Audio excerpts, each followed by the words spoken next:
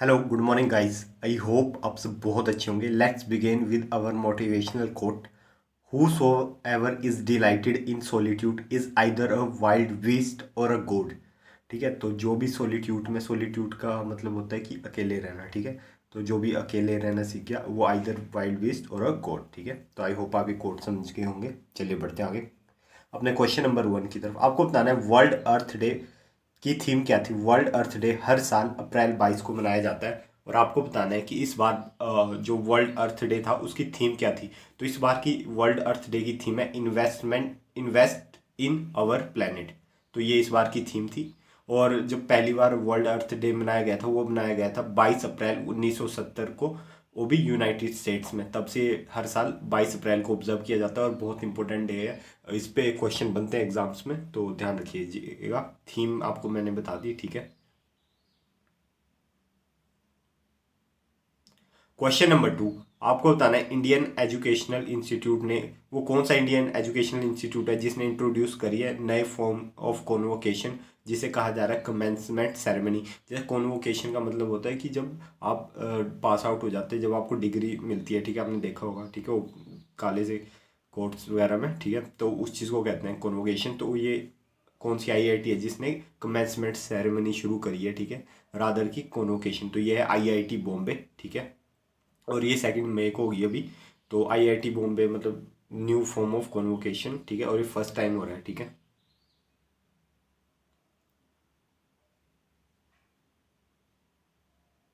Question number 3 आपको बताना है which of the following become first women IAF officer to get gallantry award. तो वो कौन सी पहली वुमेन इंडियन एयरफोर्स की ऑफिसर है जिन्हें गैलेंट्री अवार्ड मिला है। तो वो है दीपिका मिश्रा। ठीक है, ये विंग कमांडर है दीपिका मिश्रा। ठीक है, और इन्हें फर्स्ट वुमेन एयरफोर्स ऑफिसर हैं जिन्होंने गैलेंट्री अवार्ड रिसीव किया। ठीक है, इन्हें इससे पहले प्रेसिडेंट से भी वायुसेना मेडल मिला था। ठीक है, इंडिपेंडेंस डे पे लास्ट ईयर। और अभी इन्होंने रिसीव किया है medal from Indian air force chief. कौन है इस टाइम एयरफोर्स चीफ? वो है मार्शल वी आर चौधरी। ठीक है, तो इनसे इन्होंने अभी अभी इनकी इन्विजिटर सेरेमनी हुई थी न्यू दिल्ली में। हमने डिस्कस भी किया था कि एयरफोर्स की वो कॉन्क्लेव थी जिसमें सीडीएस ने भी पार्टिसिपेट किया था। ठीक है, तो उस चीज़ के बारे में बता रहे हैं। तो वहाँ पे अभी इन्हें अवार्ड भी मिला है। ठीक है, तो ये विंग कमांडर इन्होंने किया क्या था,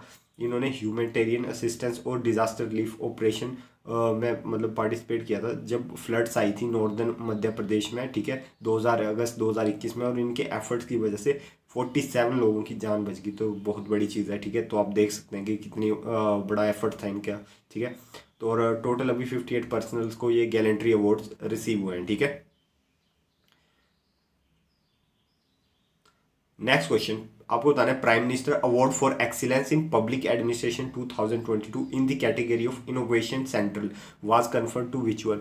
तो हाल ही में prime minister award for excellence मिले हैं। ठीक है, डिफरेंट कैटेगरी में। तो पब्लिक जो एडमिनिस्ट्रेशन कैटेगरी है उसमें पर्टिकुलर जो सब कैटेगरी है इनोवेशन सेंट्रल। तो आपको बताना है इसमें किसे अवार्ड मिला है। तो इसे मिला है पीएम गति शक्ति नेशनल मास्टर प्लान को अवार्ड मिला है। ठीक है, the Prime Minister Award for Excellence in Public Administration 2022 in the category of Innovation Central was conferred by the Prime Minister Shri Narendra Modi to the Department of Promotion of Industry and Internal Trade। तो इन्हीं के under DPIIT के under ये plan run करता है PM गति शक्ति national master plan programme. ठीक है, और पीएम गति शक्ति जो प्लान है इसने क्या किया है 1450 plus data layers plus belonging to central ministry and states उन्हें प्रोवाइड कराया है। ठीक है, नेक्स्ट क्वेश्चन भी आपका इसी से रिलेटेड है। ठीक है, तो prime minister award for excellence in public administration ये भी इनोवेशन कैटेगरी में है। ठीक है, तो इसमें इन आपको में से किसे अवार्ड मिला है। तो ये मिला है नेशनल कोविड-19 वैक्सीनेशन प्रोग्राम को। ठीक है, तो यूनियन हेल्थ मिनिस्ट्री ने ये अवार्ड रिसीव किया क्योंकि ऑब्वियसली कि उन्होंने ये रन किया था प्रोग्राम, है ना। और आपको बता दूं कि इंडिया ने 221 करोड़ या फिर 2.21 बिलियन वैक्सीन डोजेज प्रोवाइड करे हैं ऑल ओवर इंडिया। ठीक है, और मतलब ये है टोटल। और इसकी बात करें तो ये होता है overall 17% of total covid vaccine doses across the world. अगर वर्ल्ड में 100% लगे हैं तो उसके 17% तो इंडिया में ही लग चुके हैं। आप देख सकते हैं कितना बड़ा डिजिट है 221। अब कुछ सोच रहे होंगे 142 करोड़ कि मतलब पॉपुलेशन तो अभी हुई है तो 221 करोड़ किसे लगा दिए, तो ये डबल डोजेज भी लगे हैं, ओवरऑल की बात कही जा रही है, ठीक है। और 97% ऑफ एलिजिबल जो पॉपुलेशन है, ठीक है, जो 12 साल से अबव थी, ठीक है, उसने फर्स्ट डोज रिसीव किया, और 90% से ऊपर ऐसे लोग हैं जिन्होंने डबल डोज लगे थे जिन्हें, ठीक है। और नियरली आपको बता दूं कि 3 करोड़ वैक्सीनेशन सेशन हुए थे, ठीक है, मतलब कि इतने सेशंस में, जैसे सेशंस होते हैं एक यहाँ पे वहाँ पे, तो ऐसे ओवरऑल 3 करोड़ सेशन हो गए थे, तब जाके ये इतना मतलब 2.51 करोड़ डोजेज। और इसके अलावा 2.51 करोड़, रफली 2.5 करोड़ डोजेज रख लीजिए एक सिंगल दिन में लगाए गए थे 1 लाख सीवीसीज में, ठीक है। सीवीसीज बने हुए थे ना डिफरेंट डिफरेंट सेंटर्स वैक्सीन के लिए, तो आपने भी वही सेंटर्स पे जाके लगाई हो, ठीक है। और जो फर्स्ट 100 करोड़ डोजेस थे ना, मतलब 1 बिलियन डोजेस थे, वो 9 मंथ में कंप्लीट कर दिए गए थे, और अगले 100 करोड़ जो डोजेस थे वो भी अगले 9 मंथ में कंप्लीट कर लिए गए थे, तो 18 मंथ या फिर लगा लिए 1.5 साल में ये गवर्नमेंट ने टास्क पूरा कर दिया था, जहाँ पे इतने ज़्यादा 221 करोड़ वैक्सीन डोजेस प्रोवाइड कराए, ठीक है। ये डाटा वैसे पूछा नहीं जाएगा, बट वैसे ही आपके नॉलेज के लिए, ठीक है।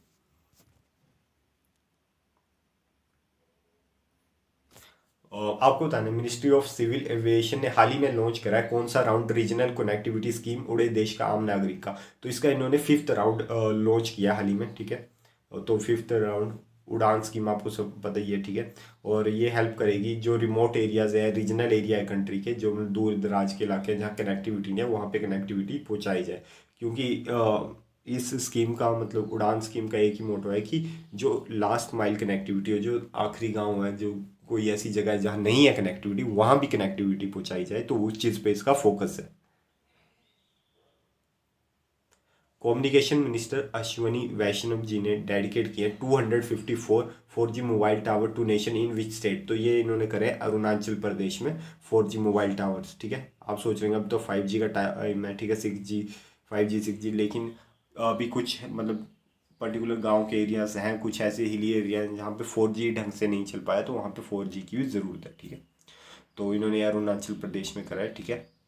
और इसके अंडर ये कवर करेंगे कम से कम 336 विलेजेस को, जिन्हें ये डिजिटल टावर से बेनिफिट मिलेगा, 4G टावर से, ठीक है। और सेंटर ने इसके अलावा अप्रूव करे हुए 2605 4G मोबाइल टावर, ठीक है, मतलब 2600 टावर 4G मोबाइल टावर, ठीक है, जिनसे प्रोवाइड होगी कनेक्टिविटी कितने 3721 विलेजेस इन अरुणाचल प्रदेश, ठीक है। तो उनमें से हाल ही में अभी 254 लॉन्च किए गए हैं, ठीक है। तो याद रखिएगा 4G टावर हाल ही में कहाँ पे इस्टेब्लिश हुए हैं, अरुणाचल प्रदेश। आपको बताना है इसरो ने और पहले एक चीज़ मैं कहना चाहूँगा, ये क्वेश्चन बहुत इंपॉर्टेंट है तो ध्यान रखिएगा। इसरो ने आपको बताना है कि सतीश धवन स्पेस सेंटर श्री हरिकोटा से कौन सी सैटेलाइट लॉन्च करी है। तो इसका सही आंसर है ऑल ऑफ दी अबव। मैं अब आपको बता दूं, PSLV, ठीक है, C-55 इंडियन मिसाइल है, ठीक है, इंडियन सैटेलाइट है, ठीक है। और ये सेकंड नंबर की T-LEOS 2 और ल्यूमिनेट 2, ये तीनों सैटेलाइट इकट्ठे भेजी गई है, लेकिन ये जो दो नीचे की सैटेलाइट्स है ना, 2 और 4, ये आपकी सिंगापुर की है, ये इंडिया को बिलोंग नहीं करती, ठीक है। तो इसरो लॉन्च PSLV C-55, ठीक है, और 2 Singapore satellite from Satish Dhawan centre Sriharikota, इतना मैंने आपको बता दिया, ठीक है। और ये ना जो ये मिशन था, एक डेडिकेट एक कॉमर्शियल मिशन था, किसके through, new space India limited, जो कि आपको पता है इसरो की कॉमर्शियल आर्म है, जो इसरो के लिए ये सब मतलब इसरो तो अपना मेनली सैटेलाइट में फोकस करता है, ठीक है, अपने इनोवेशन में, लेकिन उनके जो कॉमर्शियली वो काम कर रहा है वो न्यू स्पेस इंडिया लिमिटेड उनके बिहाफ पे जो बिजनेस रन करता है, ठीक है, जो डील्स वगैरह करते हैं। तो ठीक है, तो ये पोलर सैटेलाइट लॉन्च व्हीकल से लॉन्च करी गई है, ठीक है। वी लॉन्च 74 kg की टेफ्लोस 2 थी, ठीक है। और ये प्राइमरी सैटेलाइट है, और ल्यूमिनाइट 2 थी, वो को पैसेंजर सैटेलाइट है, वो सिर्फ 16 किलोग्राम की थी, लेकिन जो टेलीफोस 2 थी वो 74 kg की। जो टेलीफोस 2 है, एक एक सिंथेटिक अपार्चर रडार पेलोड है इसमें, ठीक है, जो प्रोवाइड करेगा all weather day and night coverage with 1 metre resolution, ठीक है। और ल्यूमिनाइट 4 एक कम्युनिकेशन पेलोड है, और E navigation maritime safety for Singapore. तो याद रखिएगा, पूछ सकते हैं आपसे टेलीफोस 2 या फिर ल्यूमिनाइट 4 कौन सी कंट्री की सैटेलाइट है जो हाल ही में इंडिया ने लॉन्च करी है, तो ये सिंगापुर की सैटेलाइट है, ठीक है। क्वेश्चन कैसे भी आ सकता है, तो आप रेडी रहिएगा, ठीक है। और ये 57th फ्लाइट थी PSLV की, और 16 मिशन था PSLV कोर एलोन का, ठीक है, वेरिएंट में। ये आप देख सकते हैं कुछ मिसाइल। चलिए बढ़ते आगे। आपको बताना है कि किसने को चेयर करा है 4th India CARICOM ministerial meeting, जिसमें डिस्कस किया है trade, climate change and counter terrorism. तो ये 4th India CARICOM ministerial meeting को चेयर करी है इंडिया के external affair minister doctor S Jaishankar sir ने, ठीक है। और ये हाल ही में इन्होंने मीटिंग कहाँ पे अटेंड करी है, इन्होंने गुआना की जो कैपिटल है जॉर्ज टाउन, वहाँ पे ये मीटिंग इन्होंने अटेंड करी है, गुआना की कैपिटल जॉर्ज टाउन में, ठीक है। और इंडिया के जो कैरिकॉम मिनिस्ट्रियल मीटिंग है, ठीक है, it decide to hold the second joint commission meeting this year, ठीक है। तो अभी सेकंड मीटिंग भी होगी इनकी, ठीक है। और जयशंकर सर इसके अलावा मिले secretary general of Caribbean community, ठीक है, डॉक्टर कार्ला नेटलाइन बेरेंटा, ठीक है। अब आप सोच रहे होंगे कैरिकॉम है क्या, ठीक है। तो कैरिकॉम को आपको बता दूं एक इंटर गवर्नमेंटल ऑर्गेनाइजेशन है, जिसमें जैसे कि आपकी यूरोपियन यूनियन है, ठीक है, यूरोपियन कंट्रीज़ के लिए, वैसी कैरिकॉम की एक इंटर गवर्नमेंटल ऑर्गेनाइजेशन उतनी पावरफुल नहीं है, बट हाँ है। और इसमें ये भी पॉलिटिकल और इकोनॉमिक यूनियन है, ठीक है। और इसमें 15 मेंबर स्टेट्स हैं। और कौन कौन सी कंट्रीज़ है इसमें, अमेरिका और अटलांटिक ओशन के पास जो कंट्रीज़ है वो हैं इसके, ठीक है, मेंबर कंट्री, ठीक है। मैं आपको नाम भी बता दूँ, ये 1973 में बनी थी। और 15 कंट्रीज कौन कौन सी है, Antigua, Barbuda, Bahamas, Bermudas, Belize, Dominica, Grenada, Guyana, Haiti, Jamaica, Montserrat, ठीक है, Saint Kitts, Nevis, Saint Lucia, Saint Vincent, Grenadines, Suriname, Trinidad and Tobago, ठीक है। तो ये 15 कंट्रीज है, ठीक है। पूछेंगे नहीं, बट आपने आधों के नाम तो पहली बार ही सुने होंगे, है ना। और ये इसकी जो चेयरमैनशिप है, ठीक है, कैरिकॉम की, ये रोटेट होती रहती है, ठीक है। तो बस इतनी चीज़ आपको ध्यान रखनी है।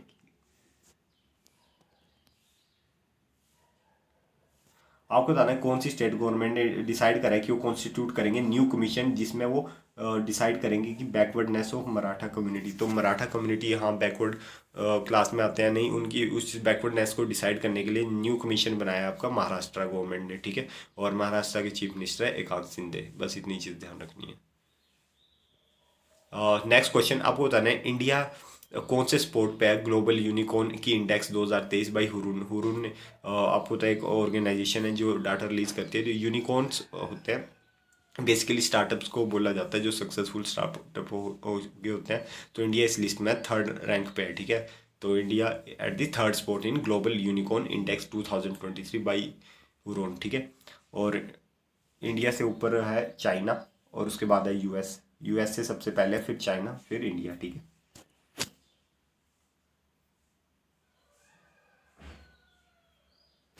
लास्ट क्वेश्चन आपको बताना है कि किसने वर्ल्ड प्रेस फोटो अवार्ड जीत लिया for its image at the Mariupol hospital. Mariupol आपका यूक्रेन में पड़ता है, ठीक है। तो ये वर्ल्ड प्रेस फोटो अवार्ड जीत लिया एसोसिएट प्रेस ने, ठीक है, for the world press photo award for its image of the Mariupol hospital attack, ठीक है। इमेज वाज टेकन, और ये जो इमेज ली है ये कौन से फोटोग्राफर ने लिया है, एवेंजी मेल्टोक, ठीक है, इन्होंने ये फोटो लिया, ठीक है। Aftermath of the shelling of hospital Ukraine in ये 2021 की इनकी फोटो है, अवार्ड अभी मिल रहा है, ठीक है। तो आपको बताइए रशिया यूक्रेन का कॉन्फ्लिक्ट चल रहा है तो वहाँ पे, ठीक है, तो उन्होंने ये फोटो तब ली थी, ठीक है। सो आई होप गाइस आपको ये लेक्चर पसंद आया होगा। मिलते हैं कल सुबह 6 बजे अपने करंट अफेयर सेशन में, तब तक टेक केयर।